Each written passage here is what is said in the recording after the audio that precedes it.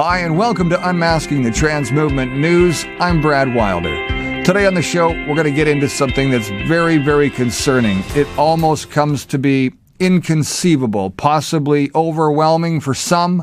This is beyond the future now. And this is what the government and the oligarchs, the World Economic Forum to be exact, have in store for females and women on this planet. We're going to get into this right now. Dr. Ann, great to have you on the show today. Exogenesis,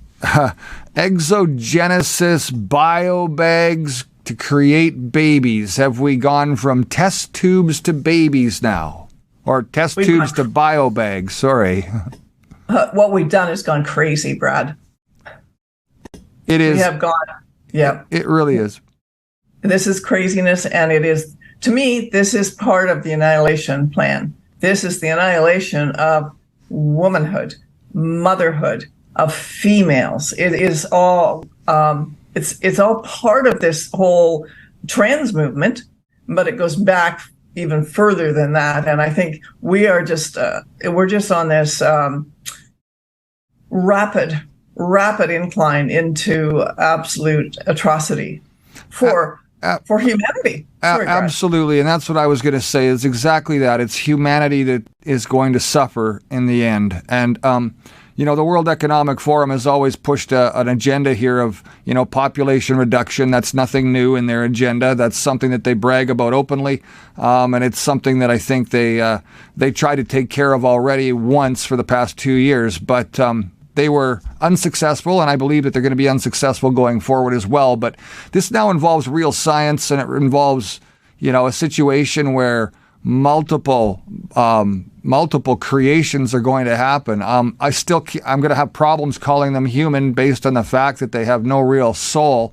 They'll be stuck in this bubble from conception right through to, basically being born and brought into the into air, into oxygen. So, what's going to happen going forward for women, not only the babies, how that relates. There's a lot of things that we can break down. We don't have really a whole lot of time to break it all down, but you know what? Let's play the video and let's take a look at that, and then we'll discuss what they're saying, okay?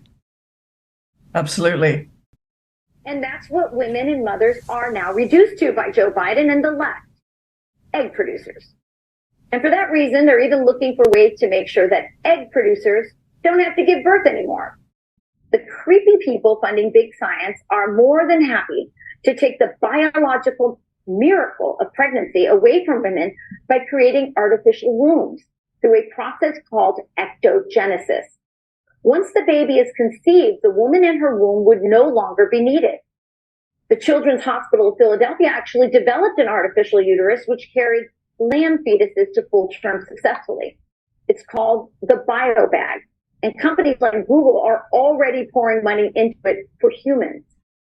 Scientists across the globe are extremely close to having artificial wombs ready to go for humans. This would have major implications, not just for women, but also for babies. Babies' growth and well-being are directly impacted by the emotional and spiritual connection to their mother in the womb. But bizarrely, liberal media like Wired magazine seem to only care about what effects this technology will have on, get this, abortion rights. That's right. The central bioethics question for Wired magazine is, how will this affect the abortion debate through viability, not the separation from mother and child in the most human and beautiful experience on earth, birth. And to further mock us, these evil transhumanists are now suggesting that taxpayers should pay $300,000 to get uterus transplants for transgender women to get help in getting pregnant. When will this madness end? Lila Rose is the Live Action founder and president. Welcome, Lila. I mean, this sounds like something right out of science fiction. We are on the road to it. It is going to happen. What concerns you the most in this issue? I mean, it is a wholesale attack on what it means to be a woman, and women are under attack today. We are being deconstructed and attacked. Our very ability, our superpower to bring life into the world has been attacked for decades. Abortion being celebrated as some sort of empowerment when it's the destruction of that superpower, bringing life into the world, our own children. And, you know, it's offensive. And quite frankly, most Americans agree it is totally ridiculous to reduce a woman, a mother, to an egg donor or to a gestational unit of some kind. This is a human being, a woman that has that unique power, which should be celebrated and protected, not attacked. And the fact that one of our highest ranking government officials, a man who is masquerading as a woman, is doing this to now attack all biological women by saying we can't even call them mothers anymore, the ones that are, is absolutely ridiculous. And everybody should be offended and upset about this. And it should not be tolerated, this sort of attack on women, especially coming from government officials. Yeah. If anyone sends me a happy egg producer day card, I'm going to slap them in the face, even if it's my kid. So let's talk about this pod that they're now creating, these artificial wombs that I guess are going to displace women as well. I'm kind of thinking there's a lot of good corporate interest in this. I mean, you can get women, you don't only have to give maternity leave. A lot of profit making can be made from removing women from the child birthing experience altogether. I mean, listen, just because science may be able to do something doesn't mean it is good for it to do it. You know, nuclear weaponry is something that has to be used very carefully if used at all. I mean, there has to be ethics to control how we use any sort of technological developments. Well, that's the disturbing part right there, everyone. There is a lot going on, and we are kept in the dark until it's too late. It's just a matter of straight and simple fact there. Dr. Ann, you've seen what you've seen now. Women are headed in a very bad direction, and what can we do to change all this? Well, I mean, we've got to start roaring. We have to start fighting back in a whole new way. And I mean, this is all part and parcel, I believe, of the trans movement, but even before that, of course. And for women, there's some other things I want to say. I know you want me to answer what we're to do. I think first we have to recognize the value of carrying a baby. I've carried 4 to term. There is something so absolutely beautiful about pregnancy. I mean, yes, there's sometimes sickness, there's sometimes all kinds of things, and of course then there's a birth. But, and there's pain. Guess what? But the reality is that it is a tremendous experience for both mom and then the baby. And you know what those pods reminded me of?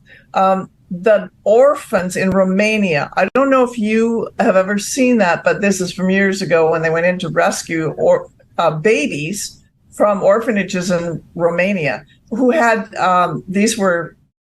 they never met their parents. They never had any time with parents, no interactions with humans other than the changing of the diaper. And there was nothing, there was no connection. And those children were absolute, deficit isn't even the word for those individuals, those babies and toddlers.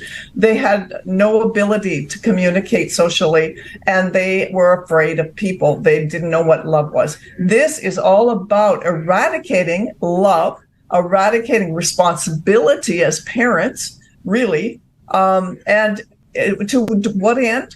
To push a movement. So I think it's back to stopping the trans movement, and because it's transgenders that are now asking for uterus implants.